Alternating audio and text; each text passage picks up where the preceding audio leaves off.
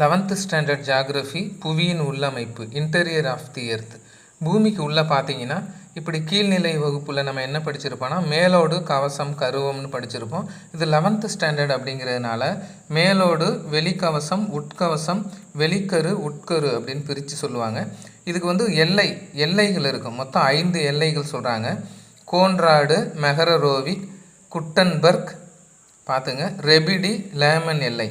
இதை நீங்கள் எப்படி ஞாபகம் வச்சுக்கலாம் அப்படின்னா CMRGL அப்படின்னு ஞாபகம் வச்சுக்கிங்க. இதில் மேலோடு பார்த்தீங்கன்னா புவியின் மொத்த எடையில் 1% மட்டும்தான். இந்த கவசம் தான் 85%. கருவம் கோர் இருக்குல்ல அது 14%. பூமியின் உள்ளே பார்த்தீங்கன்னா 32 மீட்டர் ஆழம் நம்ம செல்ல நிலத்துக்குள்ளே 1 டிகிரி செல்சியஸ் என்ற விதத்தில் வெப்பநிலை அதிகரிக்கும். அதையும் நல்லா பார்த்துங்க. 5 அடுக்காக பிரிக்கிறாங்க மேல்நிலை வகுப்பில் புவியின் உள்ளமைப்பு. ஓகேவா? இது பாருங்கள்.